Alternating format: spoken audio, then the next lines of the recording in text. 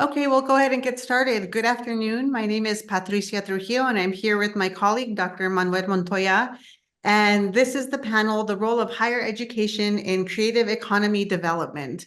And Manuel and I come to the work, or Dr. Montoya, I'm sorry, come to the work in very, how do I say, divergent, but also convergent ways. And so we're going to go ahead and start with our own positionality to talk about where we come from and how our work is related to the creative economy, thinking about art and its place in higher ed. So Dr. Montoya, would you like to begin?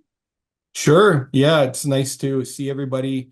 Thank you, Doctora Trujillo, for your moderation and for your time, and thank you to Creative Startups and to EDD and all partners for hosting this. I'm Manuel Montoya. I'm an associate professor in the Department of Economics, and I'm very much invested in global political economy, but a very big slice of that is how I think about the creative, cultural, and craft industries within the global economy. And I arrive at this in terms of positionality. I was born and raised in Mora, New Mexico, and I was the grandson of a carpenter, but also a craft woodworker.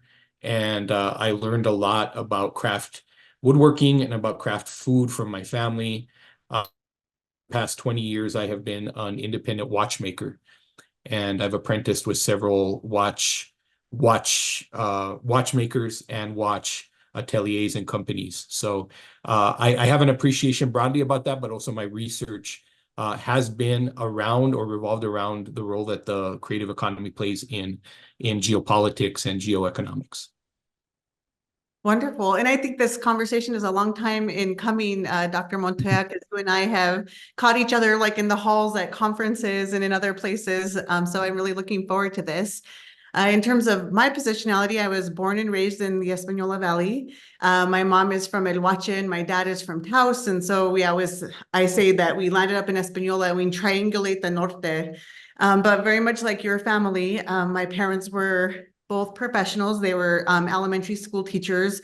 They were bilingual, special ed, but also they were these amazing craftspeople. You know, my dad could make cabinets. He very often would go through like art phases where he would do a set of all the saints and retablos. And then he made this really beautiful latia fence that has been in probably about 20 films. And so we always joke, we want our royalties for my dad's beautiful fence. And and then the same thing with my mom and my grandmas and all my relatives is, you know, we grew up really in still a cultural commons where we were land-based, had relationship with our sierra and our water. And so oftentimes, you know, to make a latia fence meant that we would have to go get those latias. And my first job I ever had was peeling latias for a quarter a piece, so that my dad could make fences and sell those on the side to supplement the income of the family. And same thing with my mom with craft food. And that's CRAFT, not associated with that other big corporation. And so for me, like the world very often just represented itself as being filled with medium. And in the way that I was taught in my family and in my culture is that anything can be art, right? And so myself, even in higher ed, I have 3 English degrees. So my master's degree particular is a creative degree in fiction. And so oftentimes, even though I haven't written my great Nuevo Mexicana novel yet, it's coming one day. So many of those skills that I learned and trained in terms of continuously honing my craft really quite positioned me well in the current work in government. And so I'm really always very grateful for all of those artists in my life and the artists in my life who I, you know, get to work with like yourself and in different ways that we're doing the work throughout the state. Yeah. And that novel, I'm sure, is going to come out soon. That great written work is on the cusp of being written. I believe that. Yeah, so just to hop into the conversation, I mean, we have many avenues in, but I think just first and foremost, so that we hit the bill, What do you think the role of higher education is in the creative economy? We'll start at that really big 30,000 foot level and then hopefully whittle our way down. Yeah, yeah, sure. The first thing I'll say is when we talk about craft, we're talking about a very broad, a very big word, a word that contains a lot of different issues and has a lot of implications or meanings for different people in different contexts. And when you think about a higher education degree, there's a couple of ways that people think about it. One is very instrumentalist or vocational. You get the job based on the higher education credentials you have. But also there's the liberal arts aspect of higher education, and that's you're there to explore and to feed your intellectual curiosity in a way that ostensibly or theoretically is building more citizenship and better connections with people in society and hence improve society in some way. We can debate whether or not those are the active tensions that are going on in higher education. But for our purposes today, when we think about the role that craft plays in economic development, we have to appreciate that it's both. And by appreciating that it's both, we also then kind of take on one of the truer meanings, or for me, one of the more important meanings of craft, which is meaning making. And craft is not just about skill. You can make something very beautifully, whether it be through high technology or ancestral technology, whatever it is that you're using as the instruments with which you interact with and make, those sorts of things are secondary to the act of establishing or constructing meaning in the world. I often tell people that regardless of what my students, I often tell them, regardless of what field of study you're going to be in, because this last year I was with freshmen, I said craft economy is important because it's, first of all, it's ranging between 5 to 8% of global GDP right off the bat. It's one of the foundational parts of the global economy. The second part of that is that it's the most resilient part of the global economy. You're going to see a very important and protected and maybe even resilient aspect of a creative economy in South Sudan, just as much as you would find in Norway or Finland or in the United States or in Brazil. And that's because the very nature of craft is about establishing identity and connecting what you make in the world to how you feel connected to the world. And so that level of creativity and that level of connection, although amorphous and very ambiguous in a weird way, it's a little soupy, it equally is also the most important part of how we as human beings find ourselves leaving behind something or making something that we care about that establishes meaning in life. And so in higher education, I always think that one of the most important aspects of higher education is to provide a broad sense of purpose for what you want to do. And it's to stimulate intellectual curiosity in such a way that doesn't necessarily constrict you to thinking that you're only one thing in the world. And so, so in higher education, from both the vocation, that's the liberal arts side, but even from the vocational side, you can see particularly in New Mexico, you've seen in this context, a broad set of ideas about meaning making actually turning into very lucrative and very substantial ways of making a living that don't necessarily rely on some of the cliches that we often sit with. So it does have a very strong vocational aspect as well. So when we think about the importance of it to higher education from that big picture view, I think that's one of the first steps that we have to take. But I know we can take this any number of ways from there. Yeah. So I think I'll pick it up and take the brush and go in a direction which is Yeah. right now we know in higher ed we're having a hard time retaining students, particular sector of students, right? Particularly certain sectors of students.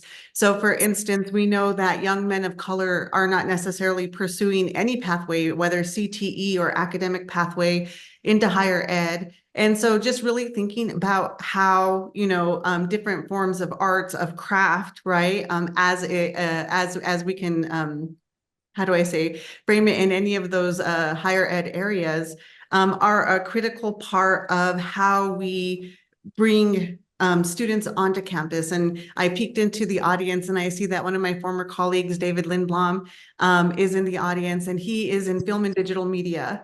And very often I would see him being a faculty advisor, going out and just really trying to gain trust and gain interest by saying like, hey, you want to come and make a movie? You want to come and see how we do this? Come help me work on this project. And it's less so like it's an idea of how we create projects that people can get involved with, can learn skills through, and then apply them. And in so many ways, like that hands-on aspect that we often are trying to find ways to bringing that into our academic classrooms already exists in the art. It's how you do art, right? Art is already always on hands-on and interconnected. And then the other piece that I really think about is oftentimes, and I'm going to invoke another colleague, Toby Bott Lyons. He talks about how, especially traditional age students, 18 to 24, are asked to know exactly what they want to do, when they're coming out of high school. And there's not really a lot of that contemplation or exploration. And very often it's like those lily pad courses, the introduction to art, the introduction to screen making, filmmaking, whatever the case may be, is that very place that you're introducing about like it's giving you a skill, but it's also allowing you to explore your identity and your relationship to these huge questions that in my mid-40s I can't answer, right? But we're expecting young people straight out of high school to be able to not only know it, but also be able to write an essay about it, right? So that they can get scholarships and get into get into schools. Right, right. That's exactly right. And it's not even the introductory art courses. It's all that interface, that front porch that people see in higher education. I just had the privilege, and I say privilege because I haven't been able to work with freshmen in my career because I used to teach really at the junior and senior upperclassmen level. But I worked with freshmen in the intro macroeconomics course. And I'll tell you two things I learned from that course. One of them is that students are really hungry for and will often use the state of affairs in the world that are really complex to really check out. What are we calling it? Quiet quitting. We kind of have an element of that amongst freshmen in UNM. But I know that when I introduced craft into the macroeconomic discussion, that was the most populated and most intensified version of the level of interest that was occurring in macroeconomics. A good example of that is when I talk about unemployment. You can really talk about unemployment at a pretty dry level. But then I ask people, well, what's the difference between craft labor and what we're just calling kind of generic labor, and how are we measuring the difference between the two? And students will naturally ask, well, what is craft? Why craft labor? And so I bring in artists, and I bring in people, or I bring into the conversation, I'll bring in people who do watchmaking and who make a living by doing something that's a little bit, it's the thing, doing the thing, plus also caring about it in a different way and actually making that part of the value proposition of what they do.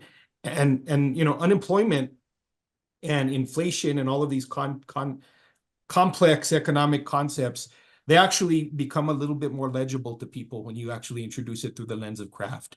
A good example of that also is in inflation.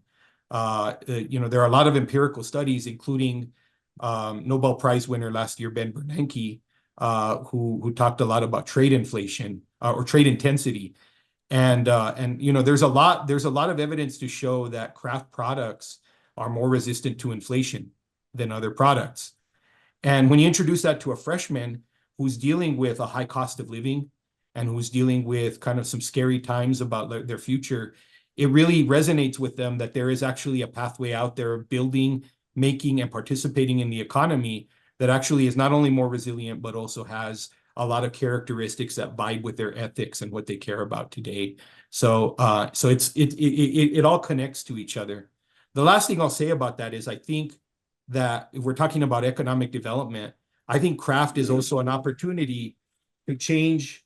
It's an opportunity to change the way that we define economics.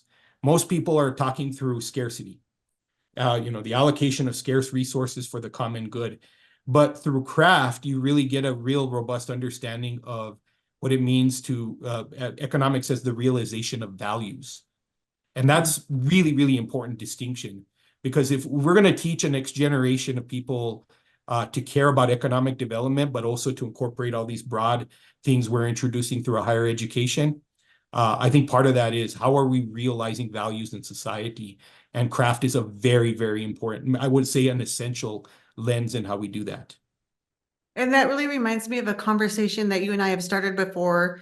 And that concept of economics as a realization of values is how, for many of us who are from traditional tribal frontier communities, for whom art is not only, how do I say, in the capitalist system, but it's embedded into everything that who we are, right? It's part of our spirituality, it's cultural, it's historical. And that's not to say that that doesn't exist outside of other communities, but like also the tension within higher ed and within our state. And I think this is a really critical conversation to thinking about the creative economy because we have inherited so many old frameworks that maybe need to be revisited. And that tension between people who get to be fine artists, right? And oftentimes that's associated with having the credential from a fine arts department, and folks who do folk art, right? Who are learning how to do things like pottery, straw inlay, weaving, right? Which is, just as intricate and elaborate, but oftentimes is framed in different things. So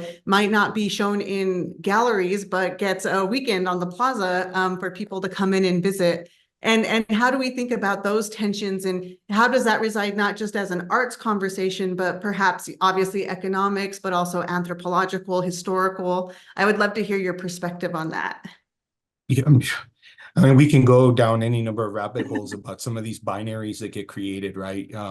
But really, when you think about the separation of art from folk work, you see the creative industries really being important in the sense that they suspend those dichotomies. They don't have to operate through those dichotomies. There's a rich space. I mean, if you're dealing with something that ostensibly has a non-market value, and that's where art is really interesting because it blurs lines and it pushes frontiers of what you can actually do in terms of how you make a living and what you produce in the world. But the cool thing about that is it challenges any of these binaries, and it challenges the way that effectively anybody sees even just basic human concepts like property and ownership or popularity. Those sorts of things actually become really robust concepts that you can make something out of it. And so long as you're having a meaningful conversation with people about pressing those boundaries, you're actually performing economic development. And that's both true financially and empirically, but it's also true philosophically. You're in this ambiguous space where you can actually push how people develop what we call a market. And if we're going to just kind of look at basic economics, supply and demand, the willingness to pay and the willingness to produce, and the intersection of those two things make what a market is. What's interesting about creativity and about having creative skills is that you can actually then manipulate the circumstances whereby somebody is either willing to pay or willing to produce under whatever circumstances you're actually taking into consideration. So that's a really beautiful thing about creative industry that a lot of people take for granted when we're just looking at kind of the surface level of economic development. Yeah, and you're right. My mind is popcorning all over the place. But one of the things that I often think about is, a mentor of mine, my old high school teacher who has passed away, Ted Trujillo, he would always say, let's, like we would always be like, oh, we want to change everything, like when we were in class with him and we would work on the acequias with him, and he would be like, what about trying something old? Like let's look at some of the way that our ancestors, would do some of this work, and how can that help us to think about, right? Like not to stay stuck in the past, but to take those lessons of the way that perhaps, materials were used or relationship to materials, and keeping a sense of balance there. And an example that just popped into my mind as you were speaking is when I was younger, we would keep our clothes, and there were three of us. And so, it got passed down. And when clothes no longer had a use in the household, or, anything that was fabric, my mom would collect. but we would always take them to the same woman. And just growing up, it's like, like, why are we going here? And it's like, oh, she'll make quilts from them. And so then that was how she made her living, right? She was somebody who was homebound, but people from across the community would take her different kinds of materials, and then she would be able to sell her quilts or give her quilts out or barter her quilts oftentimes, to be able to position herself within, I guess, more of a less official, I don't know how you would say it, like a smaller economy that she really developed for herself. And I often see that in a lot of ways, the woman who sells, and I know that this is capital I industry that we're trying to talk about as well, but I want to give some space to how, folks sell tamales out of their car, or, in our communities up north, a lot of times it's like, oh, I need somebody to sew me a ribbon shirt, and you know exactly who to call. And how oftentimes when we talk about, higher ed and, economic development, we're not always thinking about like those kinds of micro economies. Well, I want to bounce right off of that because I think there's a couple of things that are really interesting about what you're saying. And one of them is that we often fail to recognize that economic development is not homogenizing. It's not totalizing. So you want to develop an economy, you can call it capital E economy, but you're basically by default, you're already kind of leaving out any number of what we would call informalities in the economy. I would call parallel systems within the economy that start to become just as important. And let's just call out the facts. Over half of global GDP is unaccounted for.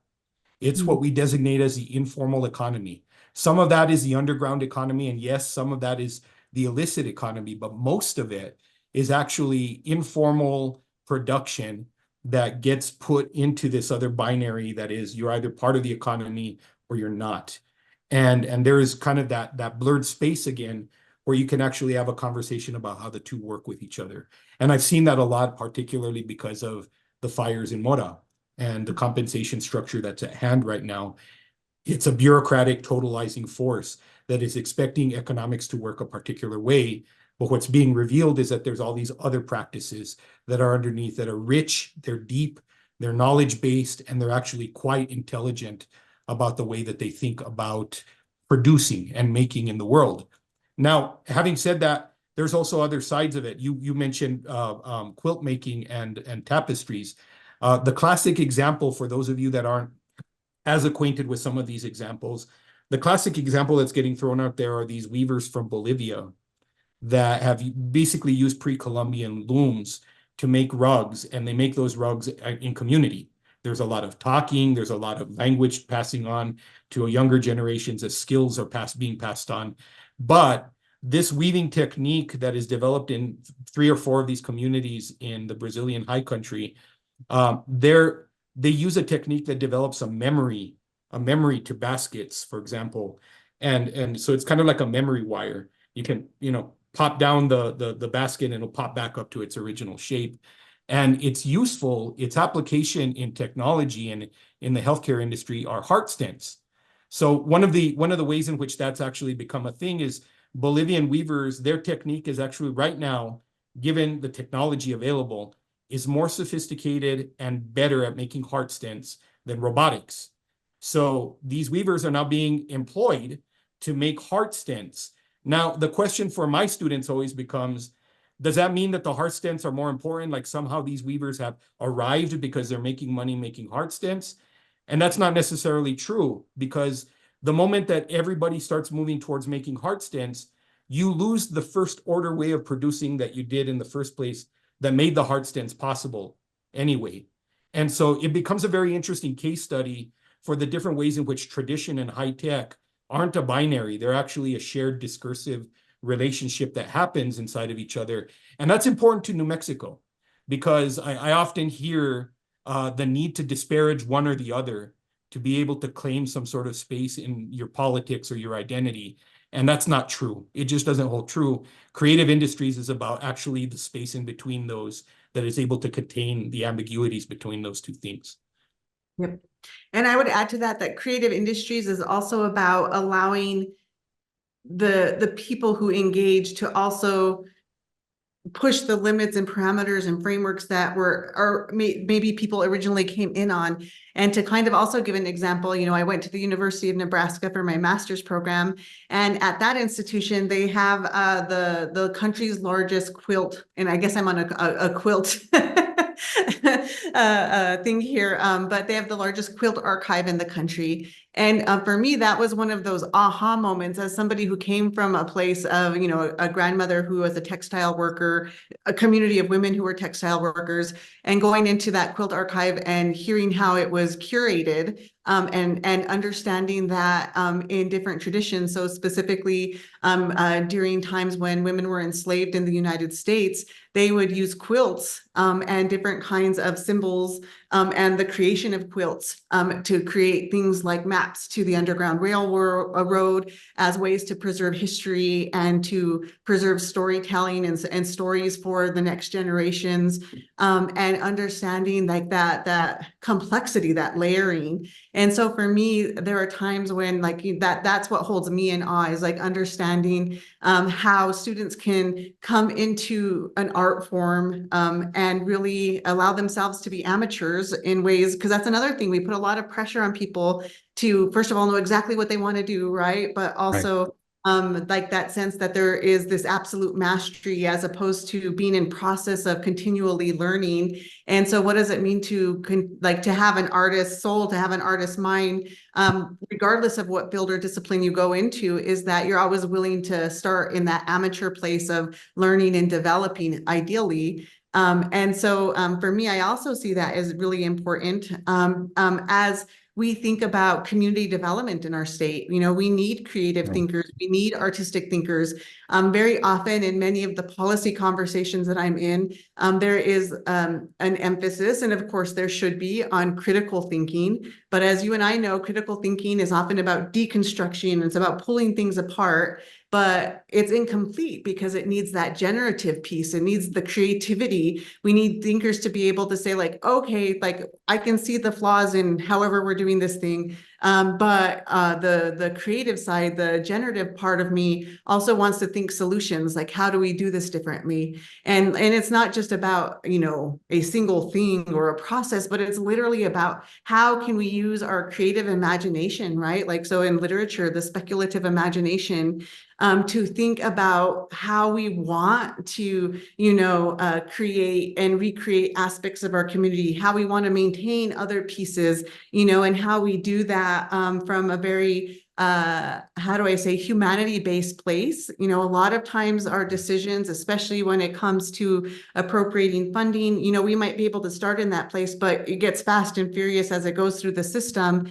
And I really, in terms of creative industry, want students to have that opportunity to realize that part of higher ed, regardless of your pathway, is to allow yourself time to develop, but also to contemplate. I had the great honor of having a conversation with the late great author Bell Hooks one time.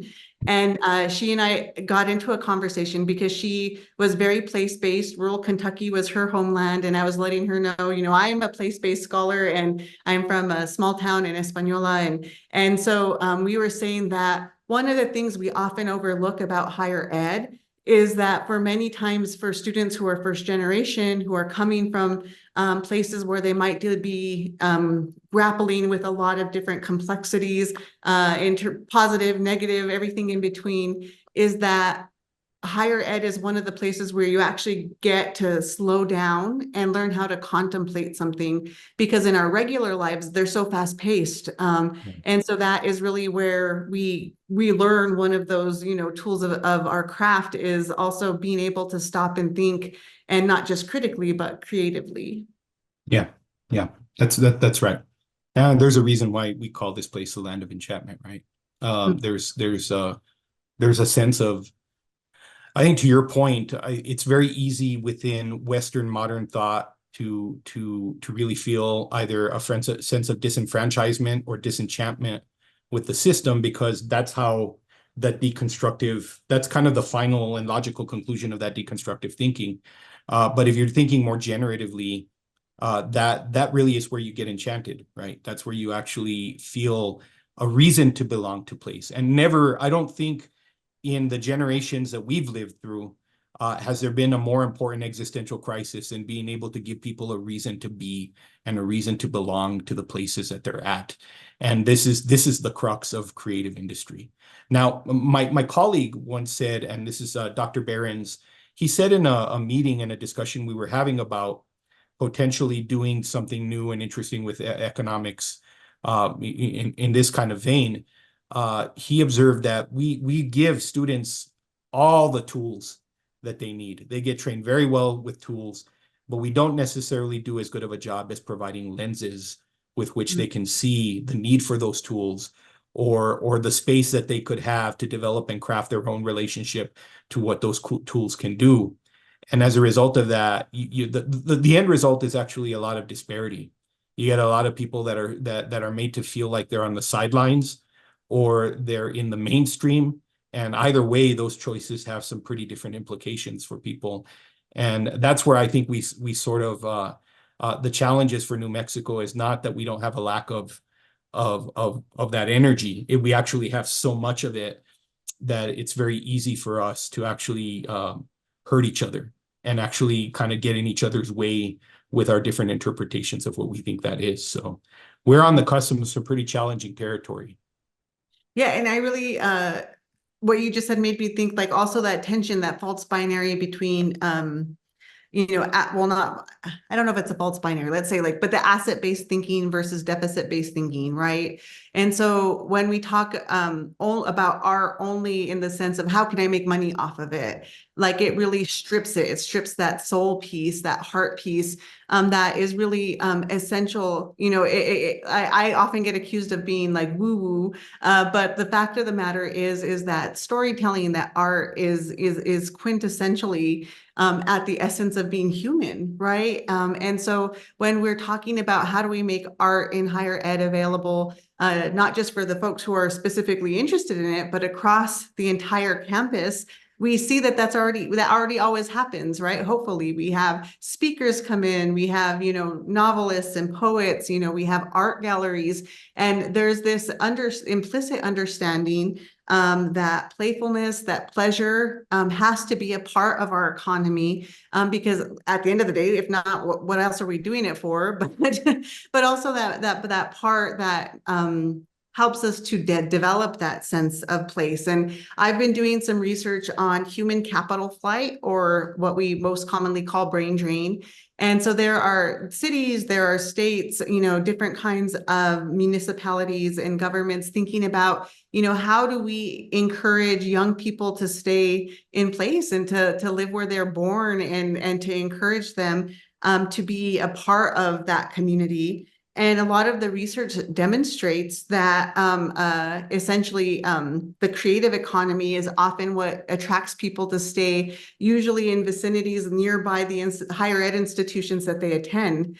So in many ways, you could think of, like higher ed institutions in terms of cultivating, arts economy as a river, and then like the river extends into riparian zones, right? Like makes other parts of the city flourish through the Right. arts, whether that is thinking about theater, thinking about dance, right? Like the performance arts, or it is about creating places where people get to express themselves and get to start dabbling in terms of really thinking about who they want to be in the world.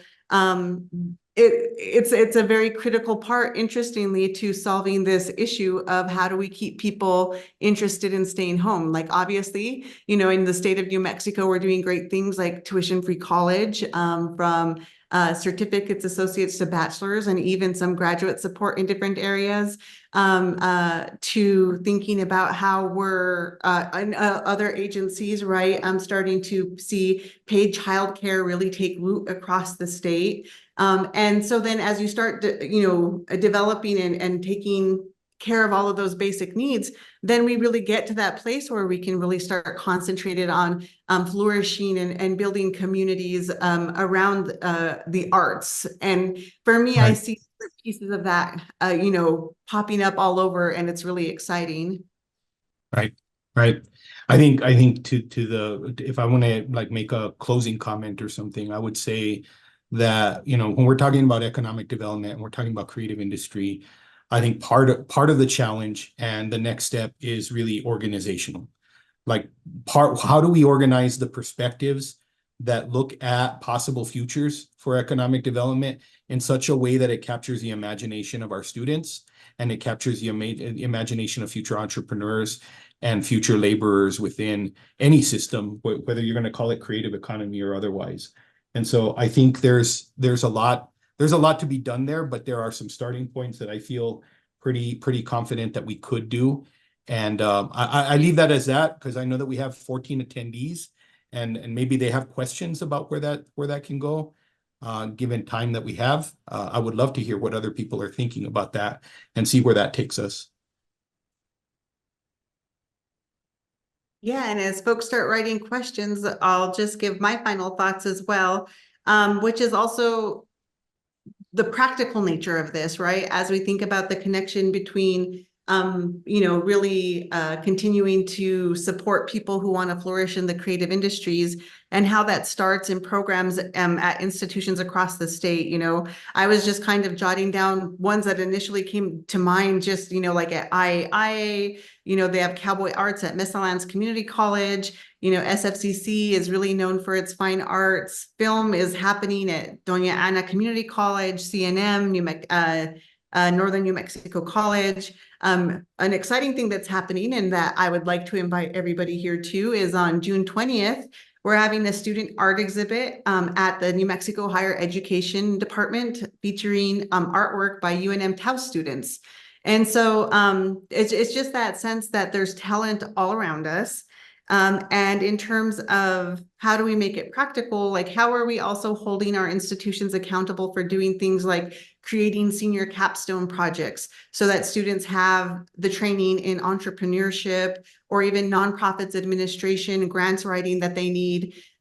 Because a lot of times people go through an arts program and you might have good mentorship and people might pull you into some of those types of projects. But how do we make it a compelling part of the actual curriculum so that students have also those very practical tools that they need regardless of what path they decide to take in the arts? Right. A good example of that at UNM is the engineering department. They have a grant where they're using computational craft. And they're basically teaching traditional potters and ceramicists to use 3D printing in their practice, in their art practice. And last year, one of these artists won first place at Indian Market, very controversially, but won a first prize. And part of the practice was the use of 3D printing. And so there is also a connection between past and present that's happening. And some of these basic tools, like value chain analysis, like most people can do one if they know what it is. It sounds fancy, but it's not really. And learning how to understand what value you add in your production process opens up the numerous possibilities for how entrepreneurial you can be. So lots there. But again, I digress. Is there anybody in the audience that has any questions or wants to build off of anything that's been said?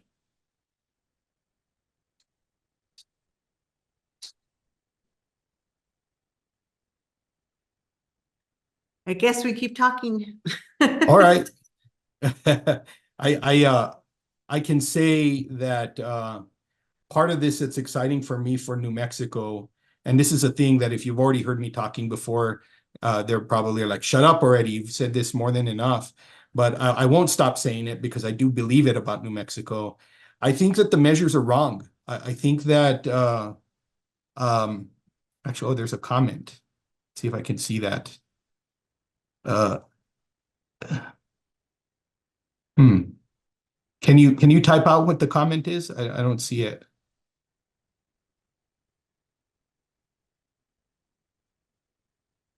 Reminding everyone that the SBDC is located at colleges across the state and can help turn your art into a business. I'm helping several cultural artists in our state. Juliana, thank you for the reminder. Yeah, very, very important. Yeah. Yeah, SBDCs, yeah. Juliana Barbie at the Northern New Mexico College Small Business Development Center.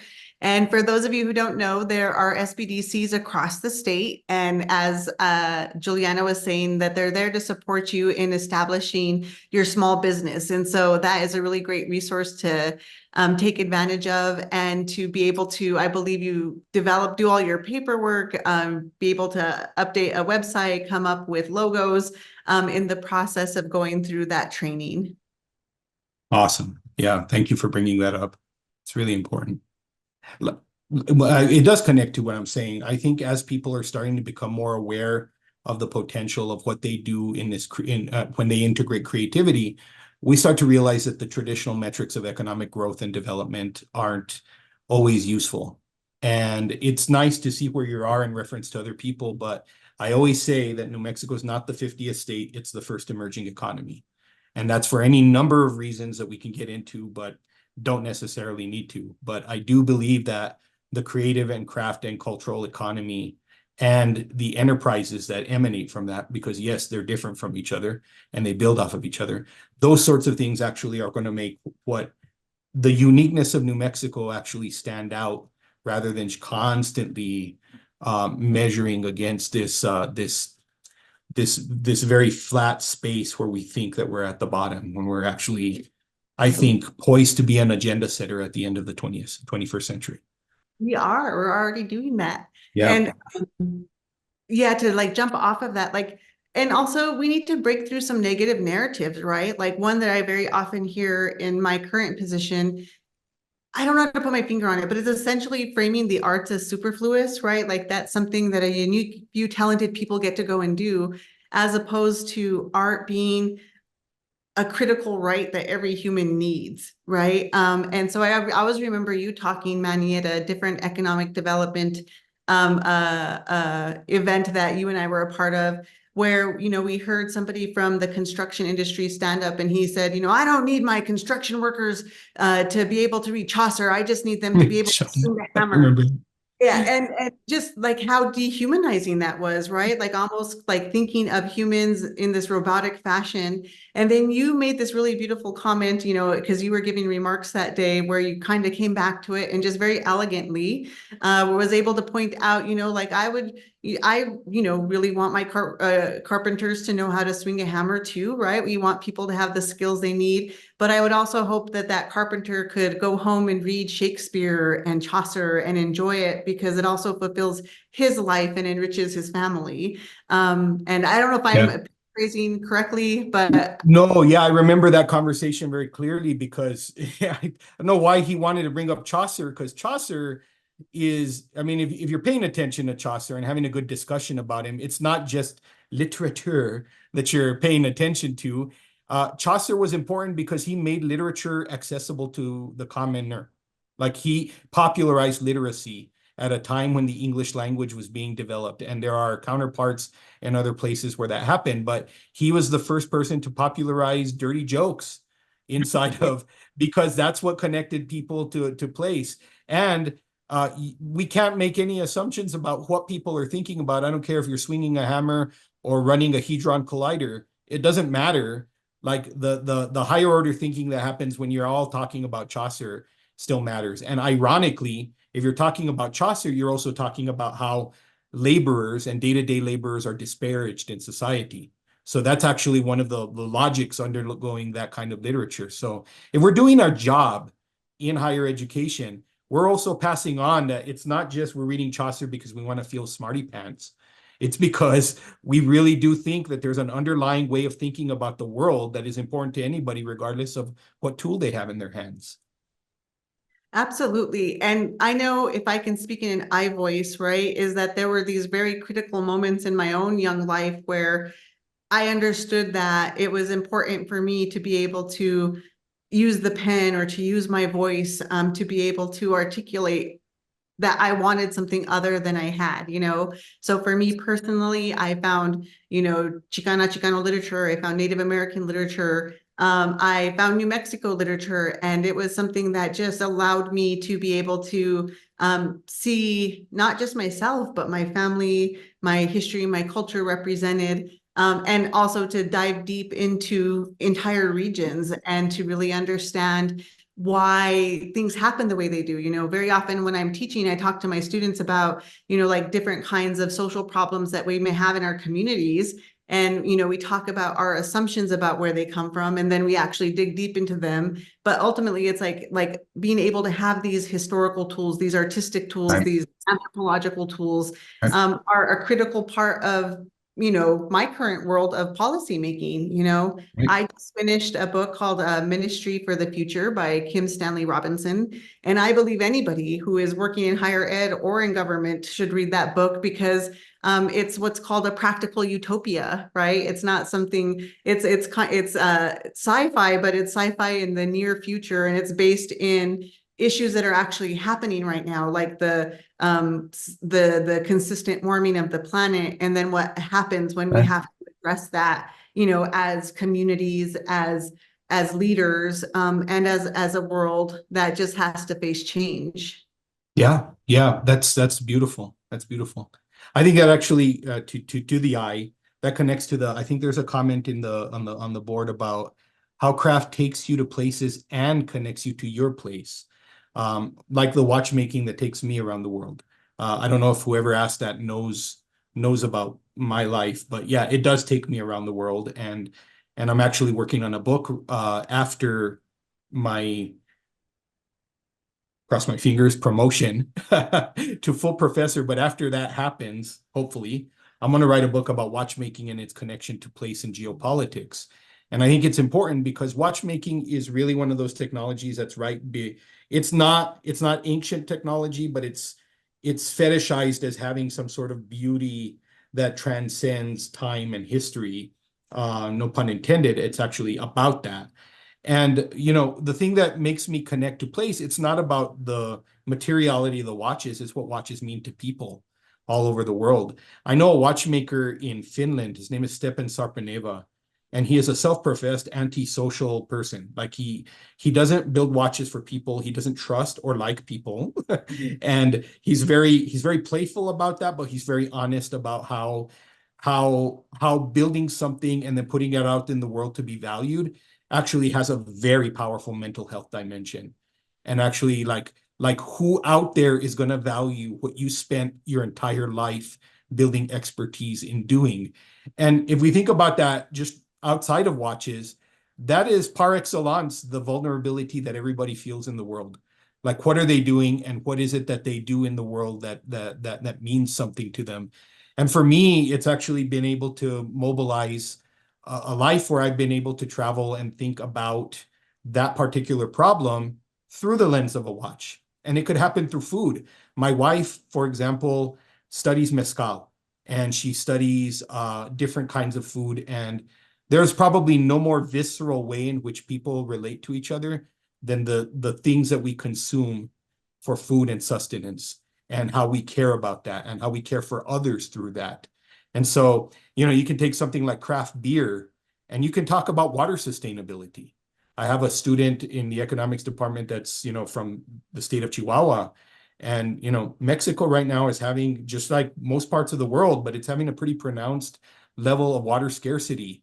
And it's going to require a bunch of different answers, not just one monolithic answer. It's going to require a multiplicity of answers to how we do things. Mexico produces a ton of beer, but it does it in mass scale, and it doesn't necessarily use water effectively or efficiently. But craft beer might actually have a solution to that.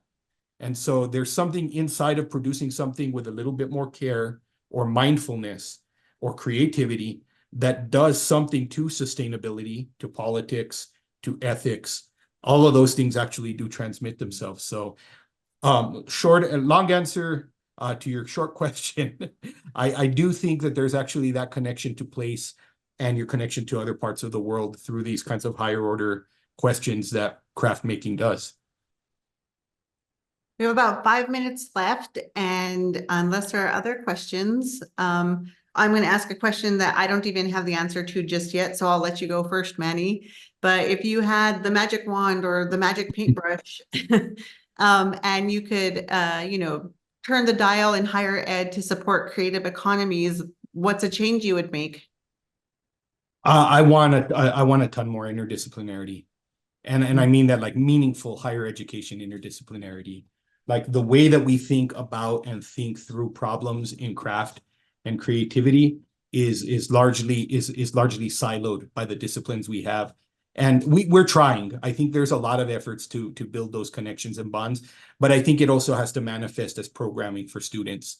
There has to be a market for interdisciplinary degrees and interdisciplinary certificates that allow students to have this kind of flexibility and to creatively themselves craft their educational journey in such a way that's consistent with the logic of creativity and craft itself. And I have a couple of answers, but I'll go with the one that's at the front of my mind, which is if I had the magic wand, I would make resource available to folks in the arts and in these interdisciplinary fields to be able to make these kinds of connections and changes in the same way that they're available, say, for instance, in STEM, right? We see a lot of kinds of, not just at the state level, but at the federal level, real concentration. And we often see like an A placed in there. So it's like not just STEM, it's STEAM. And really what that issue is, what's at cause there is exactly what you're talking about, that need to not have those strict disciplinary borders, but to really understand something that we can bring in from indigenous knowledge, which is like interconnectivity, right? That when we really do start to look at issues, that really they're already always interconnected between amongst each other.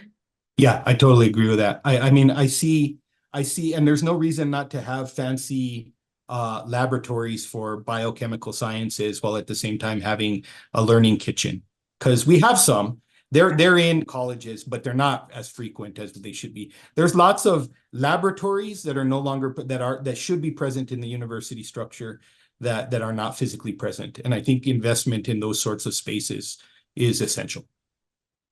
I love it. Yeah, salons for the entire state of New Mexico so that students can go and make and produce beautiful things and help us recreate the future. Yeah, yeah, I agree. And it doesn't have to just be in the university. It has to be recognizing that those spaces already exist and making that a part of the living university. So yeah, I totally agree with that. That invokes Elder Kathy Sanchez from San Ildefonso Pueblo, who tells us we should have multiversities instead of universities. Absolutely. Absolutely. Yeah. Totally down with that. Yeah. And with that big thought to leave you all, we'll end our panel. Thank you all for joining us. If you have any questions or comments, I know that the folks who are organizing the Creative Industries Week are going to send out some supplemental information, and we will send out our emails and contact info if you want to get a hold of us. Yes. Yes. Absolutely. Great. Thank you for joining us, and thank you, Manny. Great seeing you. Thank you, everybody. Have a great day. Bye-bye. Bye-bye. Thank you, Doctora.